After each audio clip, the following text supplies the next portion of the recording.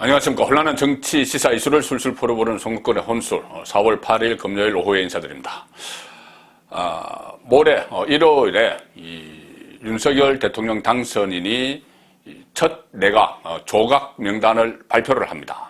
인사청문회를 다 거쳐야 되겠지만 각 부처 장관들을 발표를 하는데 이번 장관들 명단은 거의 다 지금 막 흘러나오고 있죠. 흘러나오고 있고 특히 특이했던 것은 이번에 국무총리 후보자로 한덕수 전 총리를 지명하고 나서 한덕수 전 총리, 그러니까 지금 총리 후보자에게 내각을 원래 구상을 했던 명단을 통째로 넘겨줘서 실질적으로 인사재청권을 행사하도록 만들었다. 자, 그래서 상당한 책임 총리 이야기가 다시 나오고 있고 한덕수 총리 후보자에 대한 기대도 있는 것 같습니다.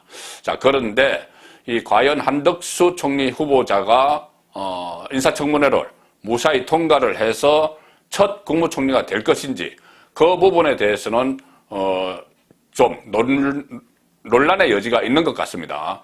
일단 한덕수를 발탁한 것은 여러 가지 이유가 있죠. 그 중에서도 뭐 경제 전문가, 통상 전문가 이런 부분도 있지만 국회 인사청문회, 특히 인준 표결을 통과할 수 있는 인물을 고르다 보니 한덕수가 적임자다 이렇게 됐다는 분석이 많죠. 자, 그런데 그렇게 호락호락하지 않은 것 같습니다. 제가 자세히 지금부터 설명을 드리겠습니다. 일단 오늘 한국갤럽의 여론조사를 하나 설명을 드리면은 이 한덕수 총리 후보자의 국무총리 적합도 조사가 나왔는데, 자, 한덕수가 윤석열 정부의 첫 총리로 적합하다 38%, 부적합하다 22%, 유보 39%. 유보가 이렇게 많은 것은 아직 전혀 잘 모르는 국민들이 잘 모르는 인물이기 때문에 그렇습니다. 물론 과거에 총리도 하고 했지만 많이 잊혀졌죠. 벌써 15년 전의 일입니다. 자, 그리고 이 38% 적합도인데 이것을 문재인 정부의 첫 총리가 이낙연이었죠. 이낙연이 인사청문회 전에 갤럽 조사에서 총리 적합도 조사를 했을 때 이낙연은 60%가 나왔습니다. 그러니 이낙연이 60% 나왔는데 지금 한덕수는 38%면 22%포인트나 이낙연보다 적게 받은 겁니다. 적합도 조사에서. 자, 부적합하다. 여기서 이낙연은 당시 겨우 5% 받았는데 부적합하다. 지금 한덕수는 22%를 받고 있습니다. 자, 거의 4배 이상이죠. 자, 이 상황에서 또 보시면은 이 국민의힘 지지층에서 한덕수가 총리로 적합하다고 한 응답도 그다지 높지 않습니다. 60% 나왔습니다. 60% 나왔고, 자, 민주당 지지층에서 한덕수가 적합하다고 한 응답은 23%, 불과 23% 나왔는데 23%. 자, 이것은 제가 말씀드린 대로 한덕수를 발탁한 이유가 민주당 쪽에서 반대하지 못할 인물을 고르다 보니 그렇게 된 것이죠. 그리고 민주당은 호남이 텃밭입니다. 그래서 한덕수 후보자의 고향도 호남이죠. 호남 총리를 발탁을 했습니다. 전주입니다. 그리고 이 호남을 기반으로 하는 김대중 정부에서 통상교섭본부장으로 발탁을 했죠. 김대중 전 대통령이 외교부 통상교섭본부장으로 발탁을 했고 경제수석, 청와대 경제수석까지 시킨 인물입니다. DJ가 발탁을 했죠. 물론 그전에 YS 때도 관료 여선이 여러 가지 직책을 거쳤지만은.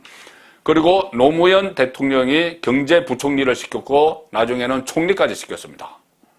자, 이렇게 되면은 호남 출신의 DJ가 발탁을 했고 노무현이 총리까지 시켰으면은 이 민주당 지지층에서도 호감을 가져야겠죠. 그것을 겨냥을 하고 한덕수를 발탁한 측면이 있습니다. 근데 민주당 지지층에서는 23%만이 적합하다 이렇게 이야기를 합니다. 자, 그래서 과연 이것이 인준을 위해서 한덕수 카드를 발탁을 했는데 실제로 효과가 미칠 것이냐 이 부분인데 지금 몇 가지 논란이 막 벌어지고 있죠. 여러 가지가 있습니다. 과거 론스타 그때 당시에 책임론 이런 것도 있고, 지금 새로 막 드러난 것이 론스타 이런 것은 과거부터 불거졌던 이야기고, 첫째는 김앤장 로펌에서 최근 4년 동안 18억 원의 고문료를 받았다. 이것이 논란이 되고 있습니다. 4년 동안 18억 원.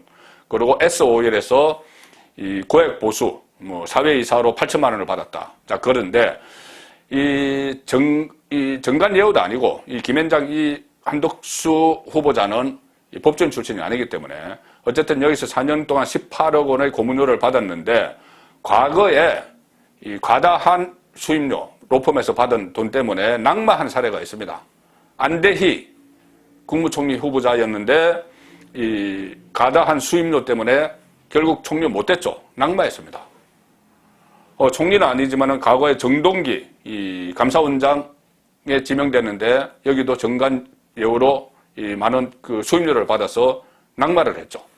자, 그래서 이 낙마한 사례가 있는데 최근 4년 동안 18억 고문료가 상당히 많은 액수다. 이런 이야기가 하나 있고 또 새로 불거진 문제가 본인의 집에 대해서 미국 통신업체 AT&T를 비롯해서 두 곳에 수억 원 월세를 줬는데 선지급을 했다. 선지급을 받았다.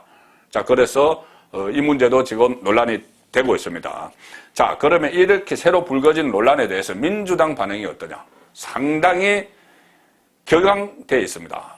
이 과거에 DJ가 발탁을 했고 노무현이 총리까지 시켰지만 그것과 별개로 왜 그러냐면은 민주당 입장에서는 지금 윤석열 그 정부가 5월 10일 날 출범을 하고 바로 6월 1일 지방선거가 있죠. 그런데 과거에 우리 편이었다고 이렇게 그냥 순순히 인준을 해주고 이러지 않을 겁니다. 그렇게 지금 어차피 대추 국면에서 지지층을 결집을 해야 되기 때문에 처음부터 윤석열의 그 인사에 대해서 시비를 딴지를 걸게 돼 있죠. 자, 실제로 오늘 민주당에서 한덕수에 대해서 상당히 노골적인 비판이 막 나왔습니다. 희대의 카멜레온이라는 비유가 있다. 카멜레온. 희대의 카멜레온. 그때그때 변하는. 그리고 임대왕 총리 후보자. 임대왕 총리 후보자. 이 미국 업체에 임대를 해준. 그리고 이 낙마.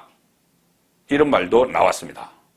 이 말이 다른 사람에서 나온 것이 아니고 민주당 인사청문회 태스크포스 단장 민형배 의원이 한 이야기입니다. YTN 라디오에서 이 고액 연봉의 부동산 관련 의혹이 줄줄이 나오고 있는데 예스인가 패스인가 청문회에서 그 172석 가반수 의석을 훨씬 넘는 의석을 가지고 있기 때문에 예스도 할 수 있고 패스도 할 수 있습니다.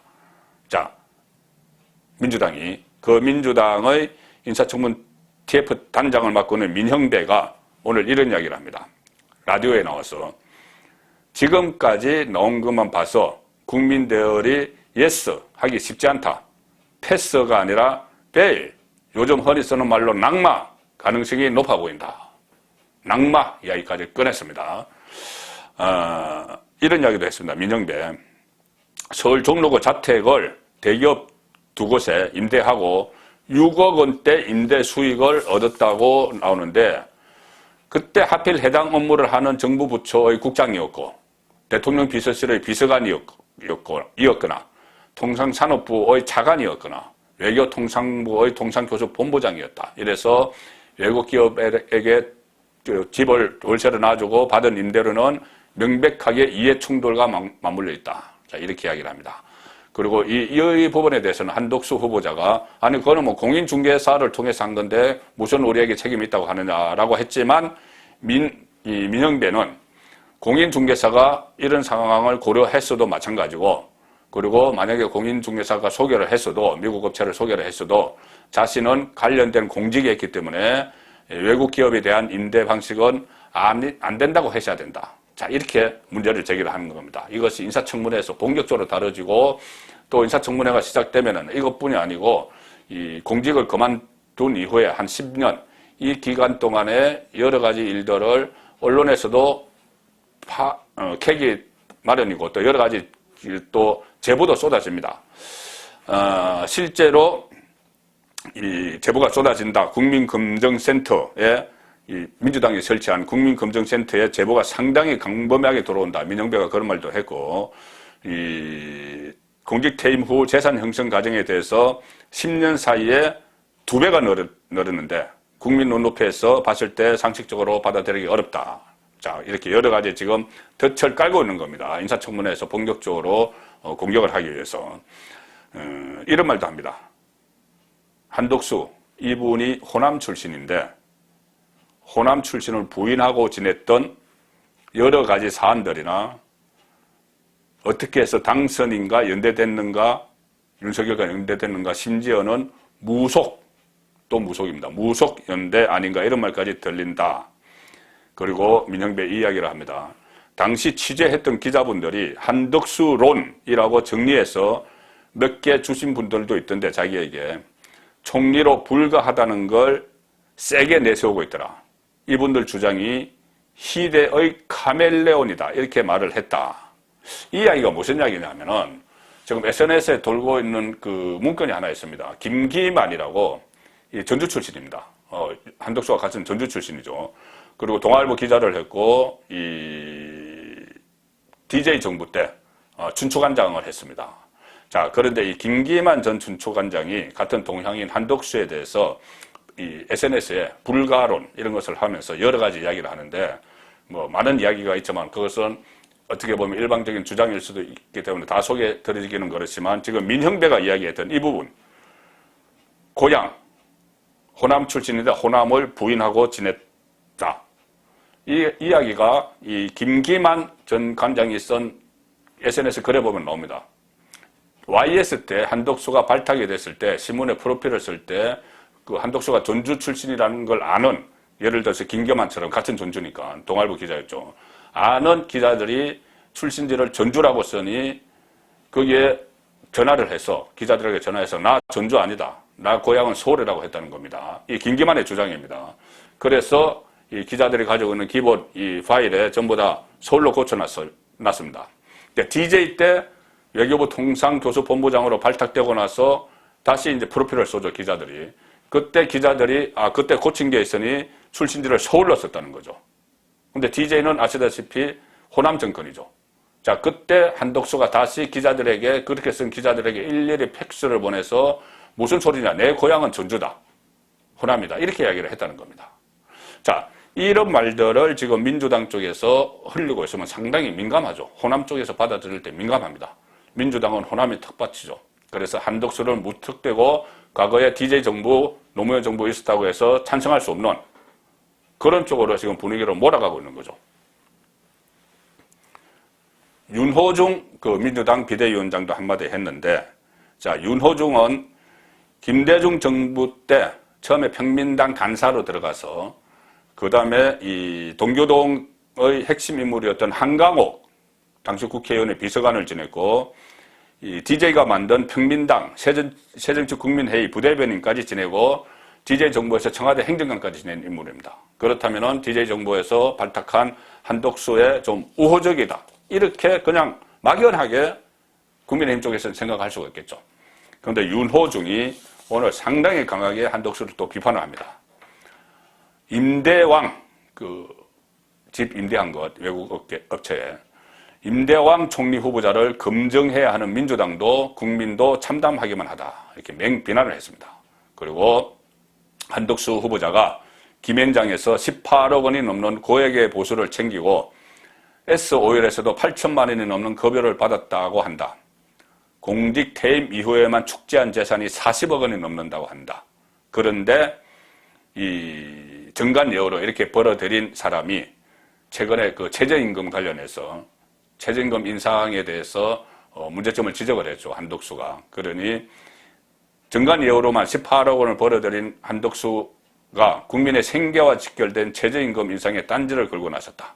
자, 이렇게 이 비대위원장 그리고 인사청문회 TF 단장이 앞장서서 지금 한덕수 불가론을 이야기하고 있습니다. 카멜레온, 임대왕, 낙마 이야기까지 이렇게 하는 상황이기 때문에 과연 윤석열 당선인이 사실상 첫 용인술, 첫 인사 한덕수 국무총리 카드가 제대로 유효하게 작동을 할지 아니면은 오히려 이것이 역풍을 맞을지 좀 지켜봐야 되는 그런 상황이 됐고 한덕수가 윤석열 정부에서 어떤 인물로 남을지도 아직은 어떻게 꼭 집어서 장담할 수 없는 상황이 되고 있습니다.